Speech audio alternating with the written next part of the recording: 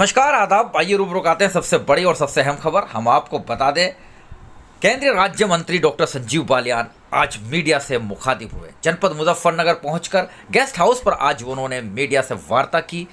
खास तौर से विषय था उत्तर प्रदेश का बजट, केंद्र का बजट, और इसके साथ साथ केंद्र और प्रदेश सरकार की उपलब्धियां भी उन्होंने गिनवाई हैं। क्षेत्र में कितना विकास हुआ है, पत्रकारों के सवालों के जवाब में उन्होंने इस पर भी बेबाकी से जवाब दिया है। आइए सुनवाते हैं डॉक्टर संजीव बालियान ने एक ख़ास प्रश्न के बारे में पहले चीफ एडिटर आरिफ शीश महली से वार्ता करते हुए क्या कहा जब उनसे इन्वेस्टर समिट और G20 की बैठक के बारे में, क्षेत्र के विकास के बारे में पूछा गया था। सुने उन्हीं की ज़बान। इन्वेस्टर समिट और G20 की बैठक हुई है, इसके साथ साथ कितना क्षेत्र का विकास आपके क्षेत्र का हो रहा है?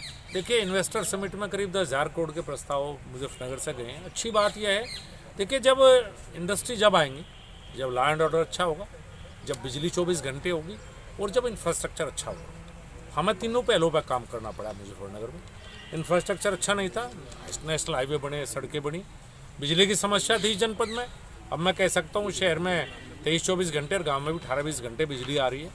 और लैंड ऑर्डर आप अच्छी तरह जानते हैं, आप भी रात को कहीं कवरेज पर जा सकते हैं। पहले तो आप लोग भी रात को दिखाई नहीं देते थे, तो लैंड ऑर्डर भी अच्छा है। तो तीनों होने के बाद इंडस्ट्री आएंगी, 10,000 करोड़ का इन्वेस्टमेंट होगा, बहुत बड़ी बात है।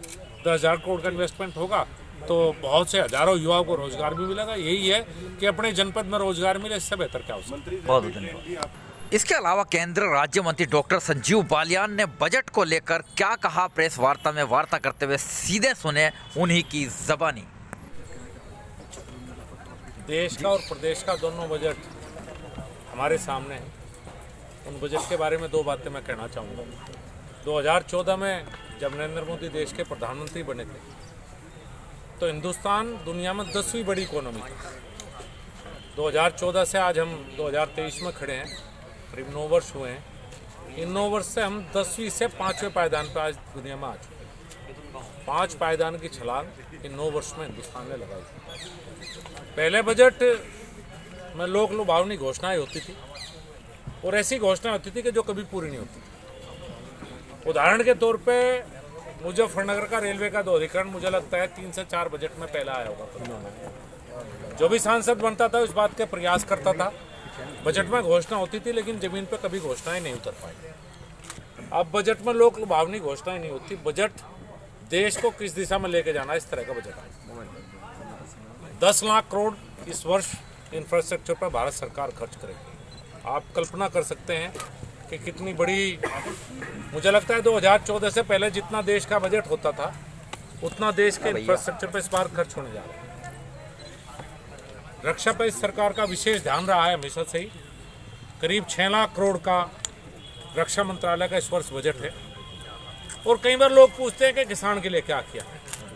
ये हर बजट के बाद एक बात होती है। चूँकि मैं भी किसान हूँ तो उसमें मैं 2-3 बात आपको कहना चाहता हूँ। 2014 में मैं कृषि राज्य मंत्री बना था तो मेरे मंत्रालय का बजट 22,000 करोड़ रुपये था। जो यूपीए सरकार ने हमें दिया था तो 22,000 करोड़ रुपये का 2014 में बजट होता था। आज उस मंत्रालय के 3 हिस्से हो चुके। कृषि रहा है, कृषि से सहकारिता अलग हो चुका है और सहकारिता के साथ पशुपालन और मत्स्य पालन बिल्कुल अलग विभाग है। जो 22,000 करोड़ रुपये तीनों मंत्रालय का बजट था वो आज 1,25,000 करोड़ तो सिर्फ कृषि मंत्रालय का बजट है। करीब 10,000 करोड़ रुपये पशुपालन का मंत्रालय का बजट है और सहकारिता विभाग का भी काफ़ी बड़ा बजट है। अब पिछले 9 साल में अगर हम 22,000 करोड़ से करीब 1.5 लाख करोड़ पर पहुँच गए हैं और उसके बाद ये कहना कि किसान के लिए क्या किया है, तो पहली सरकार की तरह लोक लुभावनी घोषणा करो या काम करो। मेरे याद है 2014 में फर्टिलाइजर सब्सिडी करीब 40,000 करोड़ रुपए करीब थी, जो अब बढ़ गए 2.25 लाख करोड़ रुपए हो चुके। 40 ये किसान के लिए बढ़ाई गई है सब्सिडी। जो बार बार कहते हैं किसान के लिए क्या किया। पूरे देश में 63,000 आज मात्र पैक्स हैं। उन 63,000 भी कंप्यूटराइज नहीं है। उनके लिए कंप्यूटराइजेशन के लिए करीब 2,500 करोड़ रुपए इस बजट में रखे गए हैं। और देश में आज़ादी के बाद आज तक 63,000 पैक्स बनी है और अगले 5 वर्ष का टारगेट है कि 2 लाख नई पैक्स सहकारी समितियां पूरे हिंदुस्तान में बनाई जाएंगी। और इन सहकारी समितियों का दायरा भी बढ़ाया है। ये एनिमल हस्बेंड्री से रिलेटेड भी काम करेंगी, ये फिशरी से रिलेटेड भी काम करेंगी, ये जमा भी करेंगी रकम और उधार भी देंगी। 2 लाख इसकी लिमिट बढ़ा के कर दी गई है और 3 करोड़ तक सहकारी समिति जो TDS कटता था पहले अगर निकालती थी, वो TDS समाप्त किया गया है। तो आप देख सकते हैं इंफ्रास्ट्रक्चर सेक्टर हो, रक्षा का हो, किसान हो, महिलाएं हों, केंद्र सरकार का बजट एक दिशा देने का बजट है कि एक व्यापक इस देश को किस दिशा में लेकर जाना चाहिए। अब मैं प्रदेश के बजट में मुख्यमंत्री का विशेष रूप से एक उसके लिए धन्यवाद करूंगा जो पश्चिम उत्तर प्रदेश की सबसे बड़ी समस्या थी और हमारा वायदा भी था इस 2022 के चुनाव से पहले कि कृषि के सिंचाई के लिए जो ट्यूबवेल हैं उनको फ्री में बिजली मिलेगी। पहले चुनाव से पहले हमने 50% इसमें की थी और चुनाव के बाद चूँकि पश्चिम ज़्यादातर ट्यूबवेल जो भी उत्तर प्रदेश में है, मुझे लगता है उनका 70% ट्यूबवेल पश्चिम उत्तर प्रदेश में। तो मैं धन्यवाद करूंगा, एक सबसे बड़ी डिमांड थी इस पश्चिम उत्तर प्रदेश की और मुजफ्फरनगर की विशेष रूप से किसानों को कि ट्यूबवेल के लिए बिजली फ्री होनी चाहिए। इस बजट में माननीय मुख्यमंत्री जी ने घोषणा की है, तो मैं उनका इस बात के लिए धन्यवाद करूंगा। और प्रदेश का बजट भी आप देखेंगे कि केंद्र के अनुरूप है। जो केंद्र की योजनाएं हैं, चाहे हर घर जल हो, जिस तरह की जो भी केंद्र की योजनाएं हैं, चूँकि केंद्र और प्रदेश का 60 और 40 का हिस्सा रहता है, तो 40% के हिसाब से ज़्यादातर केंद्र की योजनाओं को साथ लेकर चलने का काम आदरणीय योगी जी ने किया है।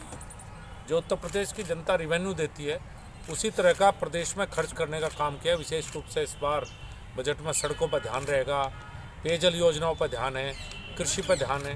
तो दोनों बजट एक ऐसे बजट है जो देश को आगे ले जाने के प्रयास करेंगे। और चाहे मजदूर का हो, 2,20,000 करोड़ रुपए किसान सम्मान निधि के केंद्र सरकार अब तक किसानों को दे चुकी होता था। इतना तो खाद्य सुरक्षा ये सरकार, इस सरकार के आने के बाद प्रदेश और केंद्र में बजट का दायरा भी बढ़ा है, रिवेन्यू भी बढ़ा है। जनता ने कर दिया है, जो पहले चोरियाँ होती थी वो चोरियाँ समाप्त हुई हैं और कहीं ना कहीं जो बढ़ा हुआ बजट है वो जनता की भलाई में खर्च किया जा रहा है। तो इस तरह का एक समावेशी सभी वर्गों को ध्यान में रखकर केंद्र और प्रदेश सरकार बजट लेकर आई। यही मुझे कहना था। अब आपके जो सवाल हो कि विपक्ष को आपने ये तो काम दिया है कि वो बुराई करें और खामी करें, उनकी ड्यूटी आपने दी है। हमारी ड्यूटी काम करने की दी है, उनकी ड्यूटी हमारी बुराई करने की है। और वे बुराई करेंगे तो कुछ अगर कमी होगी उन्हें हम बेहतर और दूर करने का प्रयास करेंगे।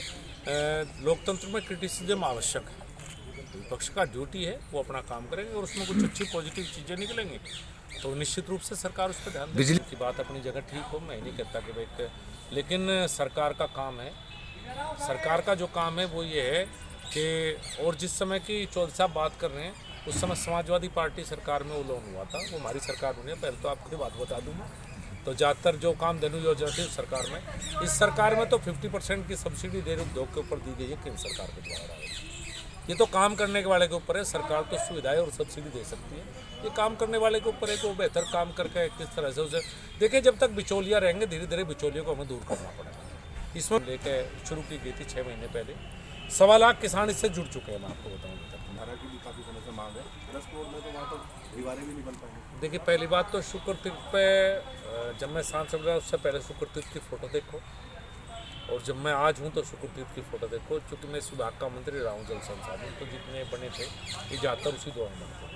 और 10 करोड़ का जो बजट है वो शुक्र तीर्थ के और कामों के लिए, वहाँ की जल निकासी उनकी व्यवस्था होगी। हमारा प्रयास के तो अभी भी अगर आप देखेंगे तो पिछले कुछ दिनों में चाहे खतौली से फलावदा सड़क का चौड़ीकरण हो, PWD से हो रहा है। अपना सिसोली को जोड़ने वाला जो धौलरे अड्डे से जाता है हाईवे से, उसका चौड़ीकरण का भी प्रस्ताव हो चुका।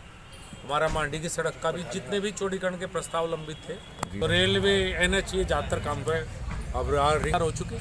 तो विकास के जो भी काम हैं उन पर त्वरित गति से चल रहा है। आपने रेलवे के लिए बहुत अच्छा काम किया। 1 मिनट, आपने फ्री बताई दी जाएगी क्या? जैसे मीटर का विरोध हो रहा था किसानों का, तो मैं तो सही मायने में पहले भी कहा है कि मैं मीटर के पक्ष में नहीं हूँ, मैं किसान के इस मामले में साथ हूँ, खुल के कहा है मैंने तो ये बात। और तो मैं तो चाहता हूँ कि ना लगे, और जब फ्री बिजली होगी तो शायद ना भी लगे। मंत्री जी, रेलवे के एक ही ट्रेन जाती है नौसंदी, तो इसमें कब बढ़ोतरी होगी जी ट्रेनों की, ये बता दीजिए। करेंगे बढ़ोतरी, इसका प्रयास। मंत्री जी, जमीन दी गई थी काऊ सेंचुरी जिनमें जो किसान धरने पे बैठे हैं उनकी पट्टे के रूप में 9 हेक्टेयर जमीन थी। पहली बात तो खोड़े की ज़मीन है, श्रेणी 6 की ज़मीन में पट्टा नहीं हो सकता। लेकिन चलो, उस समय जो भी अधिकारी रहे होंगे उस समय के पुरानी बातें हैं, उसने घाल मेल करके पट्टे किए। नो हेक्टेयर में पट्टे थे, नो हेक्टेयर के अलावा कहीं पट्टे नहीं थे। प्रशासन ने किसानों से बुला के बात की और प्रशासन नो हेक्टेयर छोड़ने के लिए तैयार था। अब मेरा सवाल उनसे है जो इसका विरोध कर रहे हैं, जब हम नो हेक्टेयर छोड़ना चाहते थे, जो पट्टों की ज़मीन है, पट्टे निरस्त होने के बावजूद, तो विरोध क्यों किया गया? तो मुझे बताया गया है एक ग्रुप है जिसकी काफ़ी वहाँ ज़मीनें हैं, ये सब प्रायोजित कार्यक्रम उस ग्रुप के द्वारा चल रहा है, वो इसमें स्टे लेकर आए हैं, वो ग्रुप ही कोई बड़ा ग्रुप है। उनका अवैध मुजफ्फर के किसान रात को आराम से सो सके, सेंचुरी की आवश्यकता है। ये हो सकता है अगले साल अच्छे बढ़ेंगे। अब तो यही कह सकते आवाज़ उठाई, जैसे भाई साहब ने कहा, कई बार आवाज़ें सुनी जाती हैं और कई बार आवाज़ें नहीं सुनी जाती, लेकिन आवाज़ लगातार उठाना फर्ज है। इन्वेस्टर समिट और G20 की बैठक हुई है, इसके साथ साथ कितना क्षेत्र का विकास आपके क्षेत्र का हो रहा है? देखिए, इन्वेस्टर समिट में करीब 10,000 करोड़ के प्रस्ताव मुजफ्फरनगर से गए हैं। अच्छी बात यह है, देखिए, जब इंडस्ट्री जब आएंगी, जब लॉ एंड ऑर्डर अच्छा होगा, जब बिजली 24 घंटे होगी और जब इंफ्रास्ट्रक्चर अच्छा होगा। हमें तीनों पहलों पर काम करना पड़ा मुजफ्फरनगर में। इंफ्रास्ट्रक्चर अच्छा नहीं था, नेशनल हाईवे बने, सड़कें बनी, बिजली की समस्या थी जनपद में। अब मैं कह सकता हूँ शहर में 23-24 घंटे और गांव में भी 18-20 घंटे बिजली आ रही है। और लैंड ऑर्डर आप अच्छी तरह जानते हैं, आप भी रात को कहीं कवरेज पर जा सकते हैं। पहले तो आप लोग भी रात को दिखाई नहीं देते थे, तो लैंड ऑर्डर भी अच्छा है। तो तीनों होने के बाद इंडस्ट्री आएंगी, 10,000 करोड़ का इन्वेस्टमेंट होगा, बहुत बड़ी बात है।